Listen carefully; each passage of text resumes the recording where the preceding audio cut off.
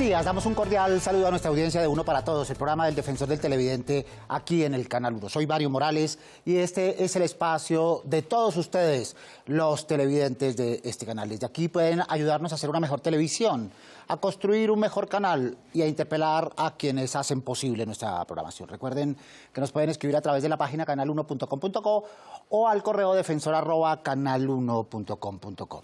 Todas sus sugerencias son bien recibidas. Reiteramos la bienvenida a su casa y a su tribuna. Hemos dicho varias veces que hablar mal de la televisión es un deporte nacional, y lo es, entre otras cosas, porque los ciudadanos han apropiado este medio como parte de su diario vivir, de sus emociones, pero también de sus gustos. A la televisión se le cree, se le sigue. Los sondeos la siguen ubicando de lejos como el medio de mayor penetración y de mayor consumo. Asimismo, algunos estudios hablan con frecuencia de que esta pantalla viene perdiendo confianza entre los ciudadanos en los terrenos de la no ficción, pero también en sus rutinas de producción.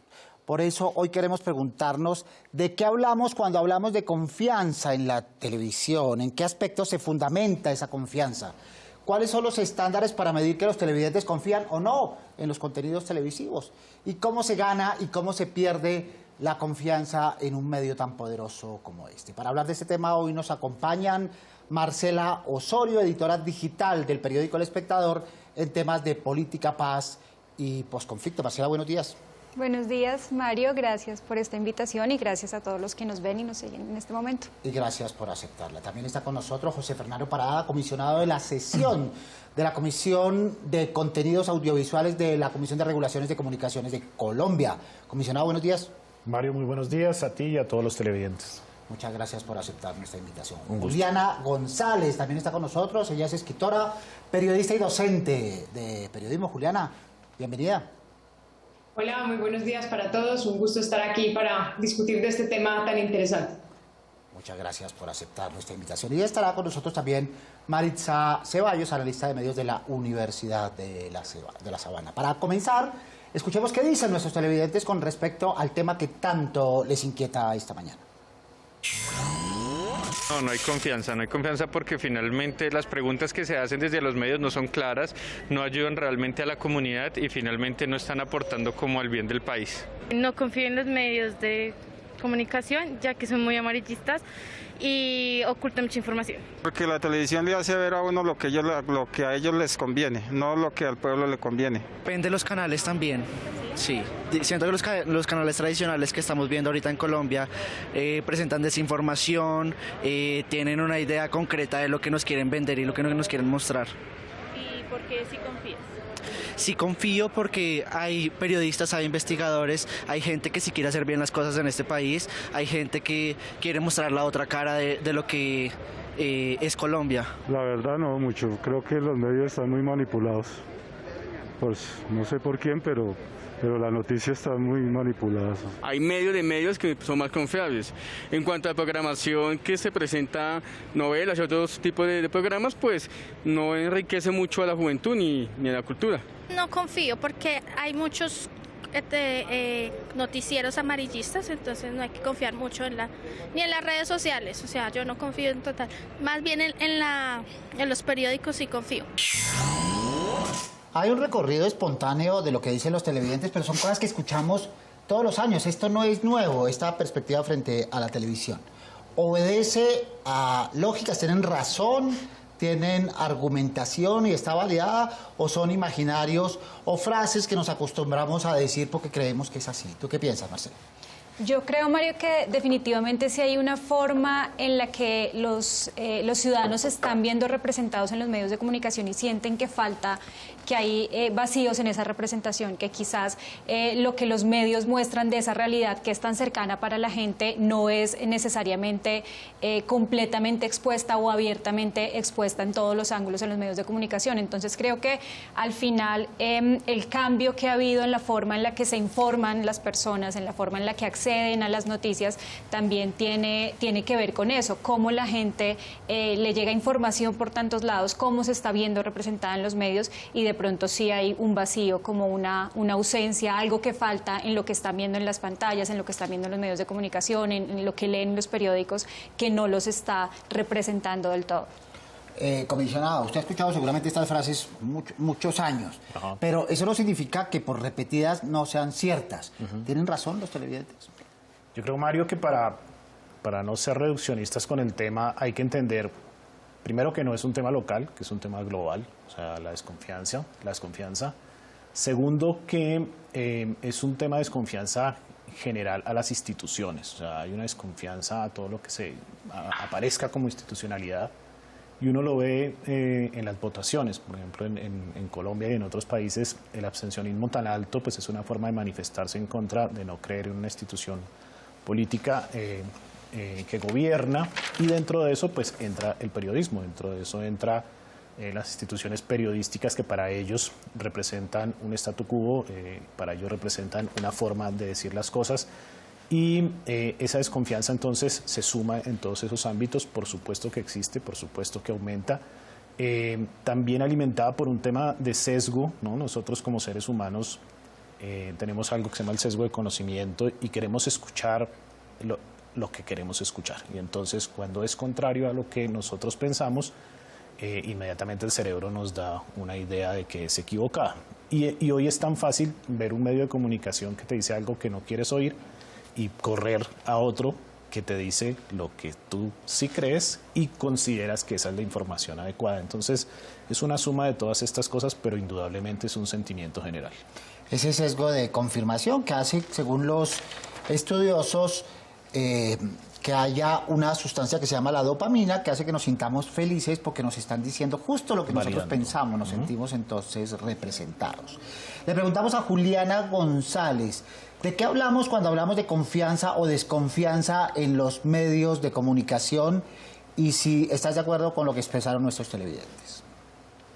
Sí, tenemos de hecho estudios muy recientes como el Digital News Report del Reuters Institute con la Universidad de Oxford, que por primera vez analizó el panorama de medios colombiano y nos contó que solo el 40% de los colombianos confía en los medios de comunicación. Vamos a ver, si el 60% de quienes ven los contenidos informativos desconfían de ellos, pues clarísimamente tenemos un problema. Sabemos que esto afecta a la democracia, afecta la relación entre los ciudadanos y afecta además incluso la seguridad personal, porque cuando alguien está informándose exclusivamente de contenidos que son afines a sus creencias, que son afines a sus sesgos, como decía José Fernando hace un momento, pues eso incluso puede poner su seguridad personal en riesgo, como tantas personas que se medicaron o tomaron ciertos medicamentos o menjurjes en el momento de la pandemia, ¿no? Entonces, creo que estamos ante un panorama que es de manipulación, de desinformación, de desconfianza, que tiene que ver también con esas condiciones interpersonales que decía José Fernando, pero también los medios han contribuido a esa desconfianza en ellos mismos, y eso es algo pues que es interesante que conversemos esta mañana. Maritza, ¿con qué tiene que ver esa desconfianza de la que habla Juliana? Es que inicialmente tiene que ver con precisamente la filiación que tienen la mayoría de los medios de comunicación, que están asociados o a empresas o a partidos políticos o a ideologías que están claramente marcadas en la manera en que ofrecen la información. Quiere decir que la falta de objetividad en muchos casos es real, y esto ha generado que los ciudadanos pues simplemente no confíen en la información que se les ofrece. Yo creo que esa es la principal causa. Creo que la otra causa tiene que ver con que los medios de comunicación, cuando aparecieron las redes sociales, tuvieron el afán de parecerse o de hacer lo mismo con el fin de no perder las audiencias. Y esto hizo que desmejorara la calidad de la información. Incluso como despidieron periodistas, entonces pues no podían garantizar un buen nivel en la información que ofrecían. Creo que estas son las causas principales, y bueno, por supuesto la pandemia ha tenido también sus consecuencias en este sentido, en la medida en que la gente buscaba mucho más una información inmediata para poder estar atento a lo que sucedía y saber cómo reaccionar. La confianza, entonces, Marcela, es como hermana gemela de otro valor que es la credibilidad. Pero de pronto la confianza va un poquitito más allá. Una cosa es que yo te crea, ¿no? Que sea verosímil o verdadero, y otra cosa que yo me pliegue a lo que tú me cuentas como periodista y confíe, es decir, que deposite los otros valores que guían mi vida y que guían mis necesidades. Sí, y ahí creo que es muy clave lo que escuchábamos hace un momento sobre cómo ha cambiado la forma de contar historias y la forma de informarse a raíz de todo como el auge de las redes sociales y lo que significó eso en el ejercicio de hacer periodismo. Porque también hay que entender que, y lo dicen también los estudios, la mayoría de la gente se informa a través de Internet. Y eso significa que no todo el mundo necesariamente entra a la página web de eltiempo.com, elespectador.com, o entran directamente a las fuentes de noticias, sino que lo buscan a través de los buscadores, a través de redes sociales, lo que llega por Facebook, las cadenas de WhatsApp que llegan también con información. Entonces eso también cambia la forma en la que la gente percibe las noticias, percibe lo que es real en las noticias, lo que le están contando, si es cierto, si no, o cómo entienden la variedad de enfoques que hay en una noticia. Todos los seres humanos tenemos prejuicios, tenemos creencias, tenemos una previa en nuestra concepción y en nuestra percepción que es como un filtro frente a lo que recibimos. La CRC ha adelantado estudios en este sentido de la confianza. Quisiéramos escuchar, José Fernando, algunas de las principales conclusiones e irlas dosificando a lo largo del programa de los hallazgos que ustedes encontraron en relación con la confianza, particularmente en la televisión. Nosotros hicimos un estudio sobre la dieta audiovisual de los niños, niñas en Colombia, adolescentes, y uno de los rasgos que apareció más repetido fue el tema de la desconfianza a lo que estaban viendo, de no sentirse representados en los pocos espacios, porque han venido disminuyendo además los espacios de televisión dirigidos a este público, que es un público además vulnerable al que deberíamos proteger con mayor eficacia. Y mencionaban eso, mencionaban pues que al no reconocerse, pues obviamente ese personaje que está allí dice cosas o afirma algunas conclusiones que para ellos están lejos de lo que ellos consideran puede ser la verdad y lo que ven en su mundo. Como un poco la exposición que tiene la pantalla frente a los personajes, luego darse la vuelta a ver cuál es el mundo real que están viviendo. Y ese contraste es tan fuerte que incluso en un niño que debería tener una disposición mucho más amplia a la construcción de imaginarios e imaginarios colectivos, pues se mostró en este estudio en un alto nivel de desconfianza hacia lo que están viendo, particularmente en la televisión abierta y pública y cerrada. Esa idea del reconocimiento que menciona el comisionado es clave. Siguiendo lo que decía el recordado maestro Jesús Martín Barbero, el reconocimiento es la parte más importante de la televisión. Es cuando en todas las vertientes nos sentimos parte de lo que se está narrando allá, nos sentimos representados allá, sentimos que eso que está allá forma parte de nuestra cotidianidad, creamos unos 360 grados en los que estamos insertos, es decir, la televisión me habla a mí, pero yo soy parte de la televisión, yo soy parte de ese discurso. Era un poco lo que planteaba Jesús Martín Barbero, de ahí la importancia del reconocimiento. Cuando una narrativa, cuando un contenido, cuando un programa logra reconocimiento, lo logró todo desde la perspectiva de las audiencias. A propósito de audiencias, escuchemos qué tienen para preguntarnos. ¿Por qué la televisión no escucha a las audiencias? Abriendo espacios más dinámicos para que las audiencias jóvenes podamos interactuar directamente expresando los contenidos que queremos ver y así generar lazos de confianza. Julián, a propósito de esa pregunta, ¿será que los medios justamente hemos perdido la confianza o la estamos perdiendo o se ha perdido levemente, depende cómo miremos, a raíz de esa mirada o esa no mirada que tenemos frente a las audiencias? Creo que una de las cosas que podría ayudar a lo que preguntaba la televidente es precisamente eso, es hacer esas redacciones mucho más diversas, donde esos mismos periodistas que construyan la información tengan no todos un mismo enfoque, un determinado enfoque del mundo, de la vida, de las creencias, sino pues que sean mucho más diversas. Creo que también el tema de la credibilidad toca un punto que es importante, que no podemos olvidar, y es que vivimos en un mundo que ya lo hemos denominado el mundo de la posverdad.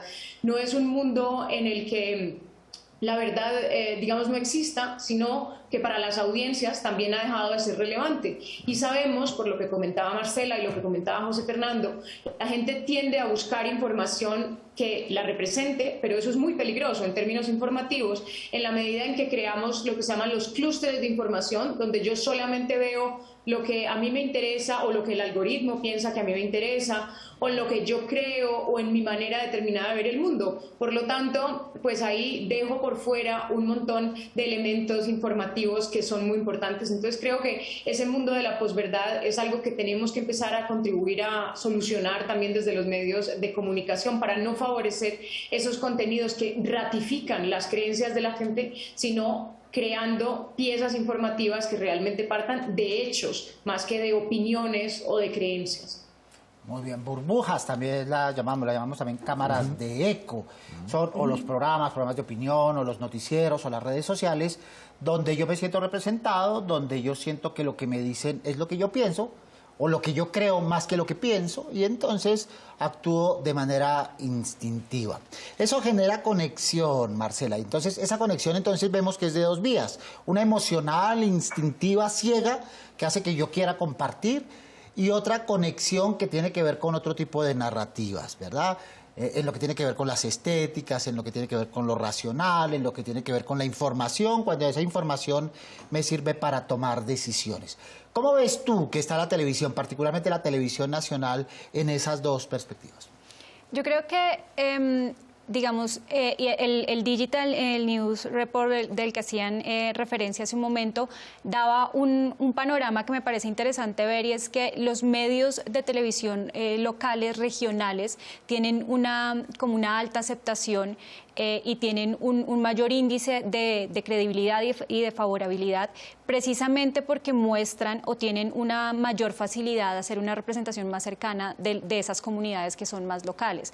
Entonces, creo que al final la gente lo que busca no solamente es lugares o medios que tengan una afinidad con ellos, claramente afinidades políticas, afinidades en la forma en la que se abordan los discursos o se abordan ciertas temáticas, sino también que representen esas necesidades. Y eso también muestra por qué los medios locales son tan fuertes en eso y tan fuertes en términos de credibilidad y de confianza en la gente, en las audiencias. Pero también hay que entender cómo desde los medios se empiezan a crear espacios no solo para replicar lo que la gente quiere escuchar, sino para tratar de llegar a audiencias específicas que tienen unas necesidades específicas. En general, los medios de comunicación no abordan, o hasta recientemente no abordaban el tema de comunidades LGBTI, el tema de comunidades afro, comunidades indígenas, que son nichos de espectadores, de audiencia, que tienen una necesidad de verse representados en los medios, que tienen quejas históricas, que tienen unas necesidades propias y que tradicionalmente no han sido representados en los grandes medios que se ocupan de otros temas, evidentemente, pues más nacionales. Pero sí creo que hay una urgencia por buscar cómo nos metemos en esas audiencias, en esos nichos que tienen unas necesidades especiales y que de verdad quieren verse representados en lo que se está informando a nivel nacional. Recuerden los operadores por los que ustedes pueden sintonizar este y los demás programas del Canal 1. Su opinión es muy importante para nosotros. Nos pueden escribir a través del correo defensor@canal1.com.co. Abramos el buzón y veamos qué nos han escrito ustedes recientemente. Con todo respeto, hago una solicitud respecto al programa Guerreros. Me gusta mucho, pero hay algo que molesta. Cuando anuncian el inicio de un juego, colocan cambio de luces, que además es muy malo para la vista. Si pueden hacer algo, les agradecería mucho. Nos escribe Luceli Cifuentes. Esto que dice Luceli no es cosa menor en televisión. La estética narra, y un factor como este, el de la luz, que mortifica, hace que el ciudadano, la audiencia, se desprenda, justamente se desconecte del contenido y pierda la fidelización durante el resto del programa. De ahí la importancia de mencionarlo. Soy usuaria del Canal 1 y considero necesario manifestar mi inconformidad por el manejo de algunos temas en el programa Lo sé todo. El hablar del mercado del usado cuando se refieren a personas es irrespetuoso y grotesco. No es gracioso ni agradable este tratamiento. Nos escribe Clemencia Gaitán. Estamos frente a ciudadanías sensibles y estamos frente a imaginarios que hay que poner en balanza. Recordemos que las audiencias tienen formas de pensar y emociones, como hemos venido hablando a lo largo de esta mañana. Qué bueno sería que en el horario de 4 a 6 de la tarde transmitan la serie turca Tierra Amarga, conocida también como Zuleija. Y si pueden repetir Dulce Venganza, Prisionero, El Juego de mi Destino o La Chica de Cristal. Nos escribe Ever Casanova.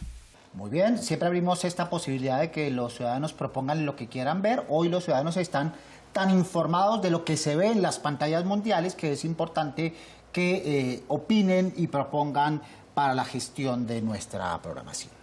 En el cierre, José Fernando, Marcela, Juliana y Maritza. Entonces, hay factores externos. Entonces, en 2018, por ejemplo, Reporteros Sin Fronteras culpaba de la desconfianza a los gobiernos del mundo por los ataques recurrentes a los medios de comunicación, ¿verdad? También las bodegas, estas asociaciones, si las podemos llamar de ciudadanos anónimos, que atacan sin medida a los medios de comunicación y a los periodistas solo por razones de prejuicios. Entonces, en el cierre, José Fernando, abundemos un poco sobre ello.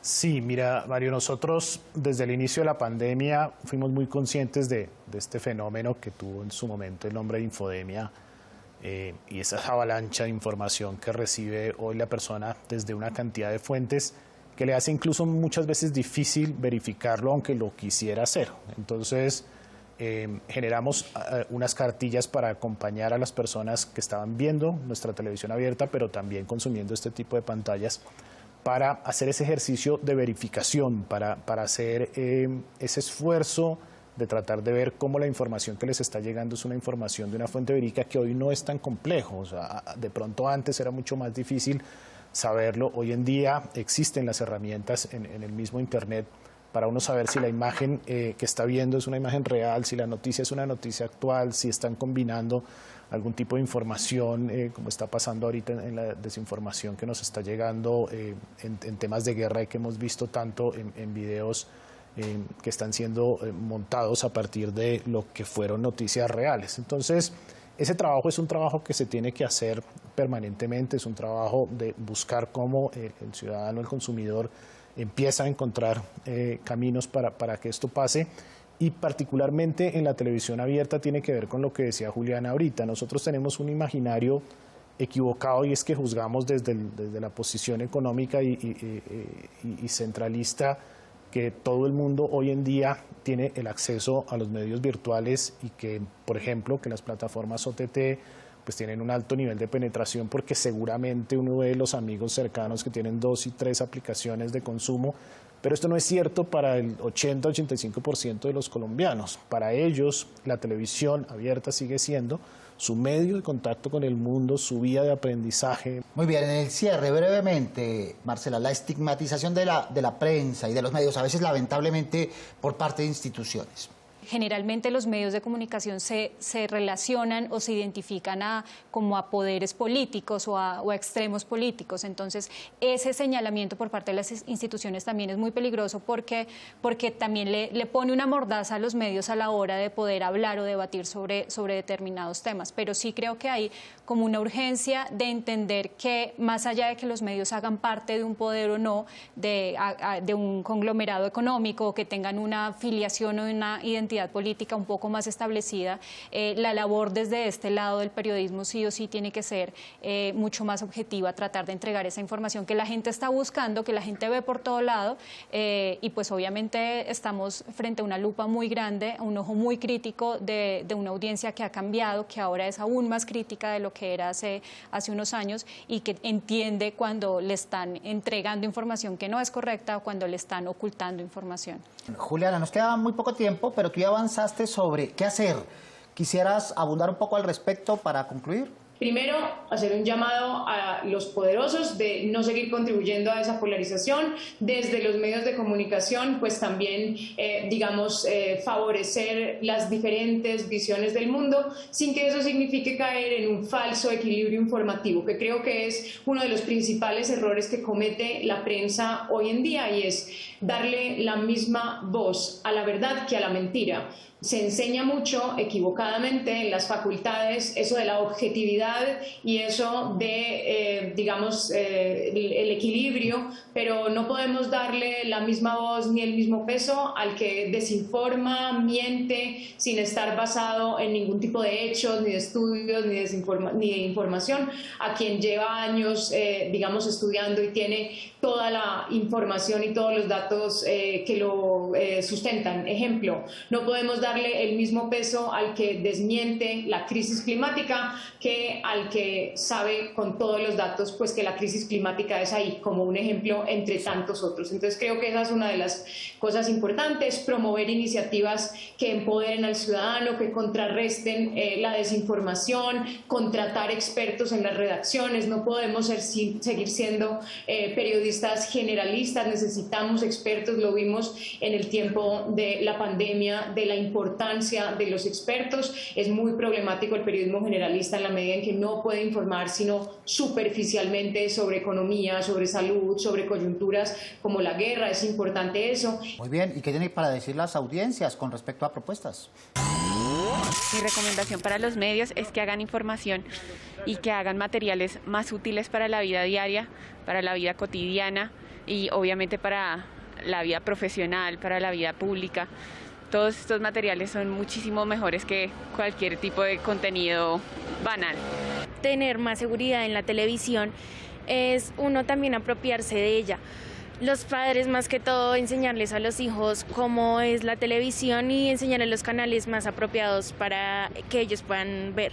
Para la televisión también es correcto como el buen uso del lenguaje y su transmisión adecuada para cada horario. Y recomiendo que para que los televidentes tengamos más confianza en los medios audiovisuales de Colombia, es contar contenido que realmente sea crítico ante los problemas sociales que tenemos y también comentar sobre todo los avances y pormenores que tiene nuestra sociedad.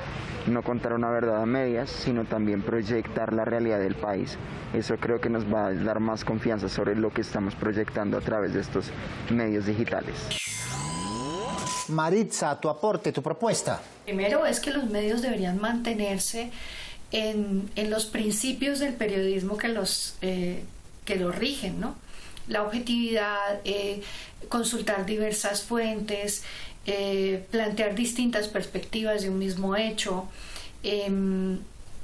Y lo segundo sería no solo ofrecer información y denunciar y mostrar los problemas, sino acercarse más a los ciudadanos y mostrar soluciones, permitir que los ciudadanos comprendan cuál es su lugar en la democracia, que entiendan también cómo pueden aportar como ciudadanos en términos de consumidores, como consumidores, o que puedan generar emprendimientos, es decir, que entiendan un poco más el funcionamiento social para que puedan aportar individualmente.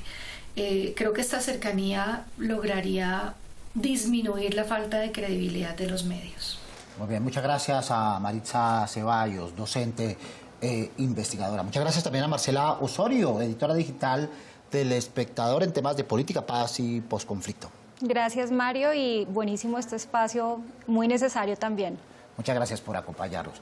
Comisionado José Fernando Parada, muchas gracias por estar con nosotros, miembro de la sesión de la Comisión de Contenidos Audiovisuales de la CRC. A ti, Mario, muchas gracias. Los defensores del televidente y las defensorías para nosotros unos aliados absolutos en nuestra sesión, en el ejercicio de esa búsqueda del pluralismo en medios, que creo que es una salida fundamental, una necesidad nacional además, en términos también de garantía para las ciudadanas, los ciudadanos en Colombia en un Estado de Derecho. Muy bien, para eso estamos, ni me faltaba. Juliana González, escritora, periodista y docente de periodismo. Muchas gracias. Muchas gracias, Mario. Muchas gracias a los interlocutores y a la audiencia también, siempre escucharla, que eso es lo más importante que podemos hacer desde cualquier sector cuando tenemos unas tribunas y nos dirigimos a otros. Gracias a todos. Y precisamente también le agradecemos a ellos, quienes hablan desde sus tribunas y desde sus distintos soportes. Y a todos los demás televidentes del Canal 1, recuerden que los esperamos todos los sábados a las 7 en punto de la mañana de la cita. No se olviden de ver Uno para Todos. Prográmense con nosotros.